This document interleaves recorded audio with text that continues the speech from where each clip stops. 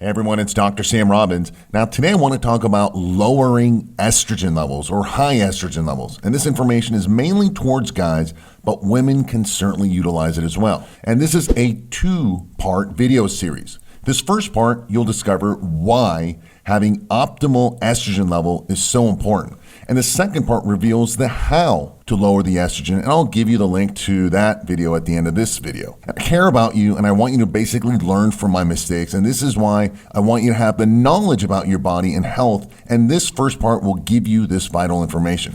Honestly, I wish someone would have told me this years ago. Unfortunately, most experts these days just get it all wrong, including the doctors. Now, I'm going to also share something personal with you.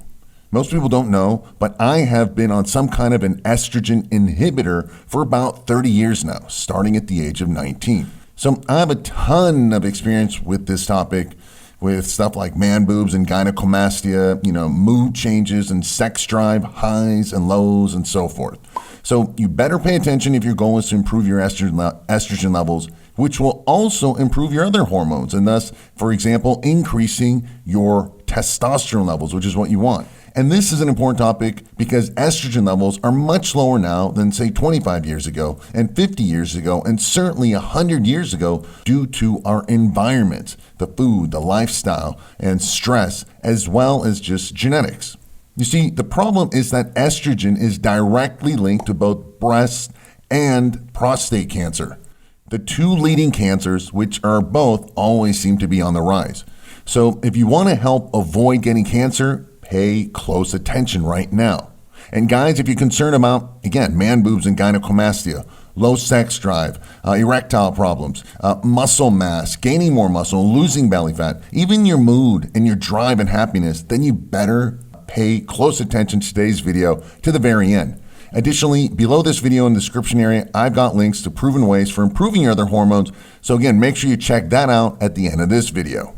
Now, as far as prostate problem or prostate cancer, old research, doctors and the media will say how testosterone or dihydrotestosterone is the real cause of prostate problems. But this is totally wrong. Testosterone is good for your health and your prostate. It's estrogen that's bad. In fact, as your estrogen levels go up, your body's natural estrogen inhibitor, the DHT, the dihydrotestosterone, also goes up to try and bring the estrogen down. And if you recall, DHT is linked to hair loss, excess body hair, and prostate problems. So again, the fault is and begins with estrogen. Now, in regards to women getting breast cancer, they get prescribed an estrogen blocker, such as Nolvadex or tamoxifen. Now, this is an old drug and was utilized more in the past. These days, you would get prescribed an estrogen inhibitor, and more specifically, an aromatase inhibitor.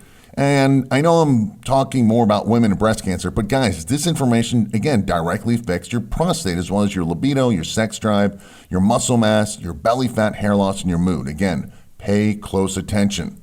So what's the difference between an estrogen blocker and an inhibitor?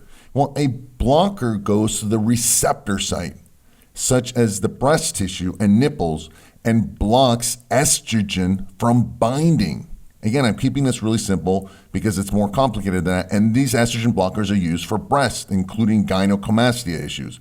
Now, a blocker does not lower circulating estrogen levels. It just blocks it at the receptor site.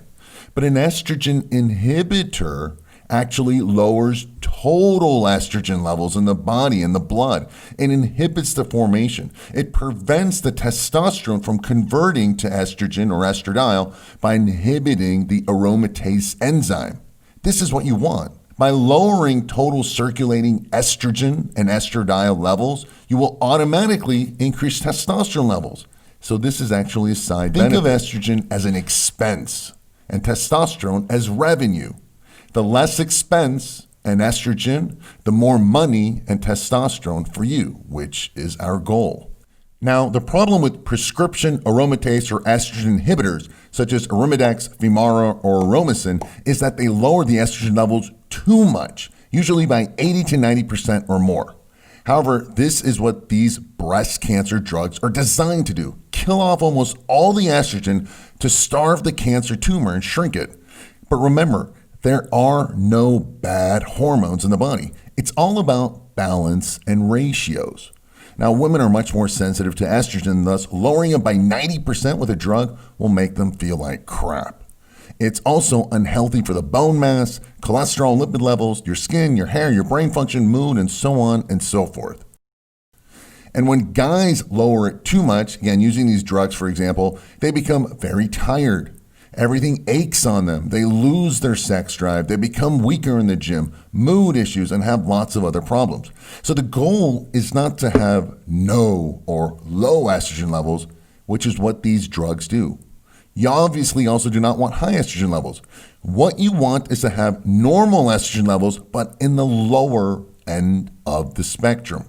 For example, if you do a blood test and check for your estradiol levels, right, a typical range will be between 8 to 43.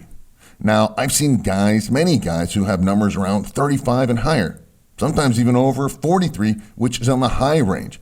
This may be normal on the blood test, but they are what I call high normal and not optimal. You want the levels to be between 10 to 20. Remember, the range is 8 to 43. You want it on the lower range, but in the normal range. So if you have high testosterone levels, then you can have higher estrogen, closer to 20. If you have low testosterone levels, then your estradiol should be around 10 in the low teens. But many times I see guys complete opposite. They have lower testosterone and higher estradiol, all within the normal range. But again, this is totally out of balance and not ideal or optimal. It's the opposite of what you want. Thus, it's like having high expenses with very low profit or revenue. So this brings up the topic about how to lower your estrogen levels to a healthy range, because we do not want to take drugs. As stated, they are too strong and riddled with lots of negative side effects. Now, in part 2 of this video series, this is what I'll be discussing. You can see that next video by clicking the link below in the description area. However, I made this intro again to educate you. You need to be in charge of your health. Don't listen to your doctor or anyone else blindly, all right? So I hope this video, you've learned something important and the why behind having optimal estrogen levels. Now let's go to part 2 and discover how to lower it naturally.